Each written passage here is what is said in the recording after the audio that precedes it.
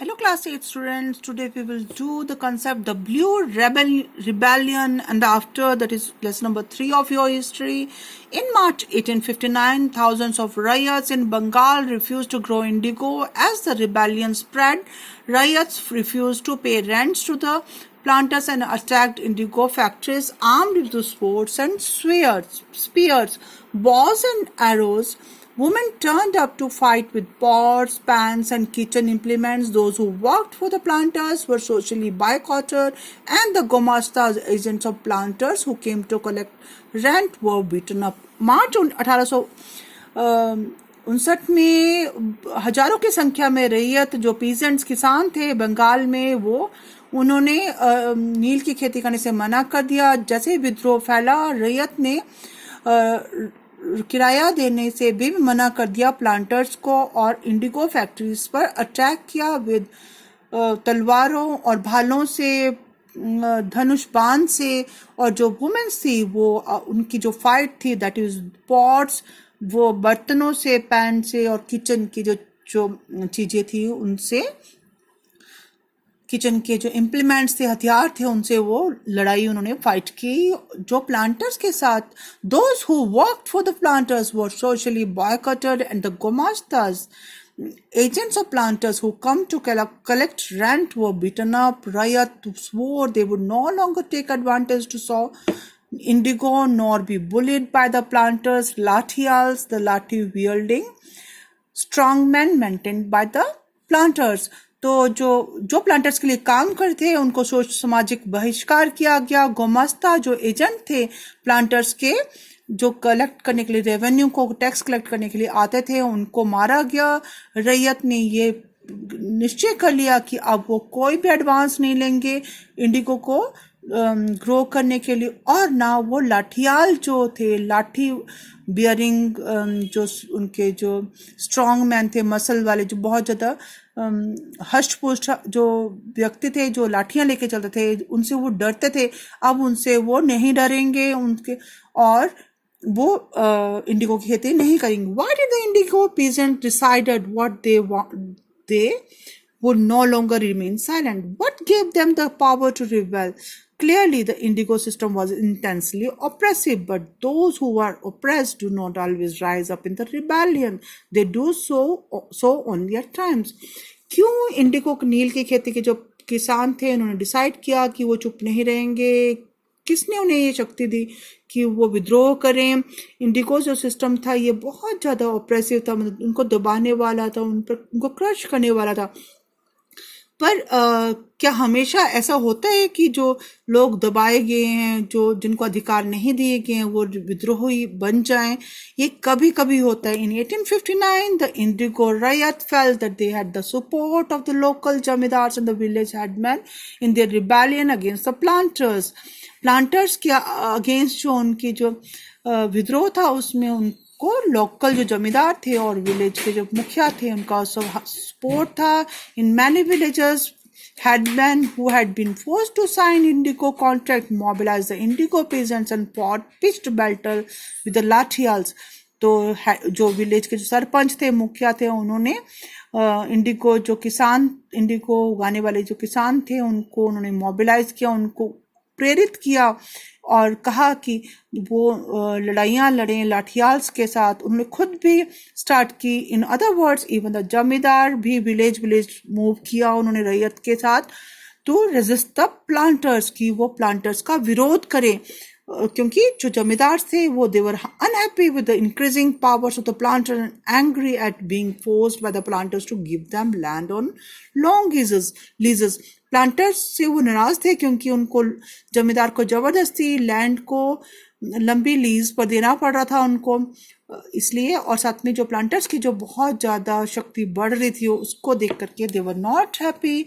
The indigo peasants also imagined that the British government would support them in their struggle against the planter. After the revolt of 1857, the British government was particularly worried about the possibility of another rebellion when the news spread of a simmering revolt in the indigo districts. Indigo के जो किसान थे वो ये सोचते थे कि जो ब्रिटिश की जो गवर्नमेंट इंडिगो के जो किसान थे वो ये सोच रहे थे कि जो ब्रिटिश गवर्नमेंट है उनको हेल्प करेगी, सपोर्ट करेगी, उनकी जो कोशिश थी प्लांटर्स के अगेंस्ट।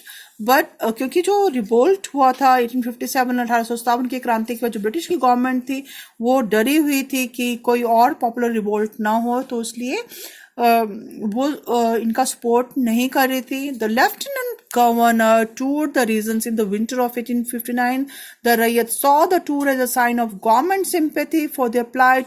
रैयत ने जो इस टूर को ये समझा कि गवर्नमेंट की हमारे साथ सहानुभूति है, उनकी जो ये स्थिति के लिए, प्लाइट मीन्स उनकी कंडीशन के लिए।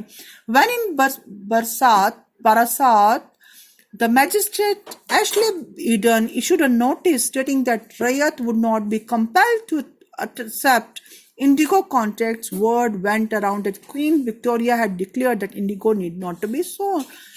तो जब एशले ईडन ने 12/7 में ये जो कि मैजिस्ट्रेट था उसने एक नोटिस इशू किया कि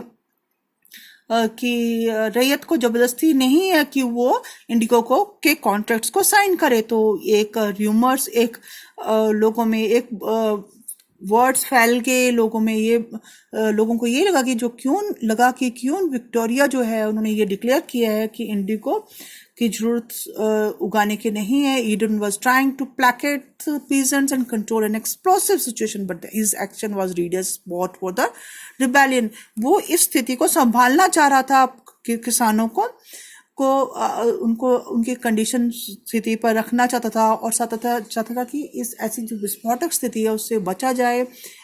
पर यह समझा गया कि ये रिबेलियन का जो विद्रोह है उसके लिए एक सपोर्ट है। As the rebellion spread, intellectual from Calcutta rushed to the indigo districts, the rot of the misery of the ryots, the tyranny of the planters and the horrors of the indigo system. जब विद्रोह फैल गया, जो वहां से विद्वान जो थे कलकत्ता से वो इंडिगो की डिस्ट्रिक्ट्स में आए, उन्होंने उनके बुरी हालत के बारे में, रैयत के बारे में लिखा, कैसे जो प्लांटर्स हैं उनको कैसे वो बहुत ज़्यादा उन पर जुल्म ढाते हैं, और जो इंडिगो सिस्टम है ये कितना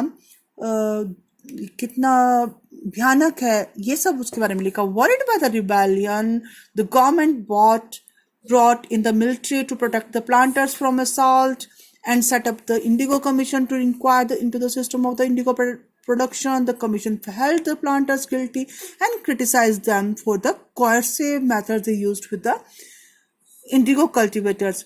और जब इस विद्रोह से चिंतित होकर के गवर्नमेंट ने मिलिट्री को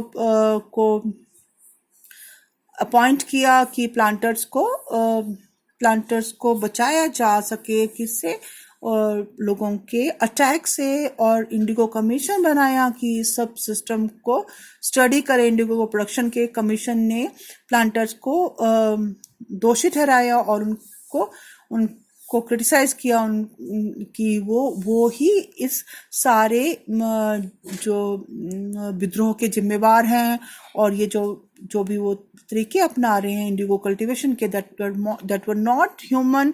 Indigo production was not profitable for Rayat. The commission asked the Rayat to fulfill their existing contract, but also told them that they could refuse to produce indigo in future, कि वो अभी contract पूरा कर ले, but afterward उनको कोई जरूरत नहीं है कि इंडिगो का कॉन्ट्रैक्ट पूरा करें। तो इस तरह से उन्होंने उनको after the revolt, indigo production collapsed in Bengal, but the planters now shifted to their operation to Bihar. With the discovery of synthetic dyes in the late 19th century, their business was severely affected, but yet they managed to expand the production.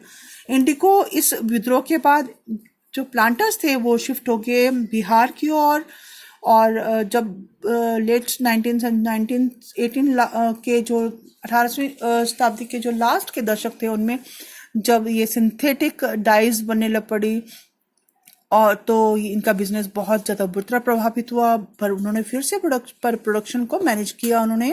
Then Mahatma Gandhi arrived from in India from South Africa. A peasant from Bihar persuaded him visit Champaran and see the plight of the indigo cultivator there. Mahatma Gandhi's visit in 1917 marked the beginning of the Champaran movement against the indigo planters. Champaran की जो आंदोलन था महात्मा गांधी ने 1917 में जो शुरू किया that was वो इंडिगो प्रोडक्शन, जो इंडिगो प्रोड्यूस करते थे उनकी बुरी कंडीशन स्थिति पर ही था. मेकिंग इंडिगो इन अ कैरेबियन स्लेव प्लांटेशन यहाँ पर है. Indigo making in the West Indies. This completes your chapter.